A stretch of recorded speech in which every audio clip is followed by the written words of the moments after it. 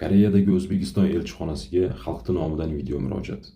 2 oy oldin Koreyada vafot etgan Nozimani ishi bo'yicha xalqdan juda ham ko'p savollar yetib kelgan.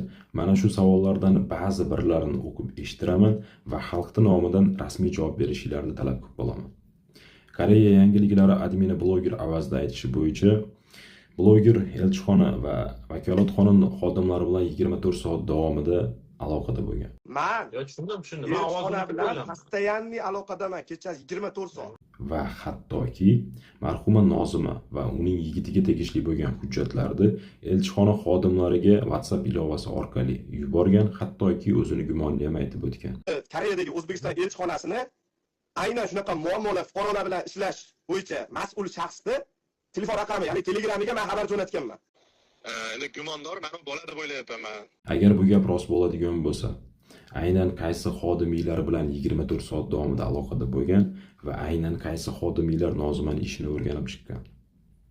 Va hattoki marhuma Nozimani oila a'zolarini qiziqtirgan bir savol bor, eshitamiz. Assalomu alaykum, yaxshimisiz?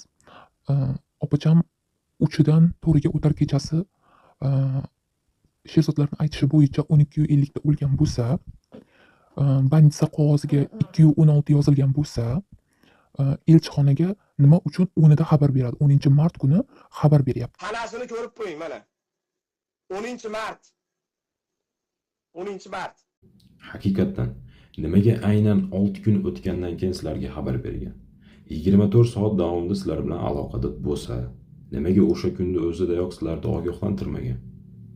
Xo'p, sizlarga ma'lumot yetkazilgan bo'lsa, politsiya, ekspertiza va morg tomonidan sizlarga ma'lumot sifatida qanaqadir hujjatlar berildimi? Agar hujjatlar berilgan bo'lsa, dalil sifatida jinoiy joyda olingan rasm videolar biriktirilganmi? Va hattoki marhuma Nozimani murdasini O'zbekistonga yuborayotgan bir vaqtda marhumani tanasidagi jarohatlarga e'tibor berganmisizlar? Va ma'lumot sifatida murda bilan birgaligida qanaqadir hujjatlar yuborilganmi? Va eng asosiysi meni qiziqtirgan savol shuki, butun dunyo qiziqib, butun dunyo adolat uchun kurashayotgan bir vaqtda nimaga elchixona jim turibdi? Ya'ni shu kungacha marhuma Nozimaning oila a'zolariga yordam sifatida yoki ma'lumot yetkazish maqsadida yoki shunchaki hol ahvol so'rab ham aloqaga chiqmagansizlar. Mana shu savollarga xalqning nomidan rasmiy javob berishingizni talab qilib qolaman.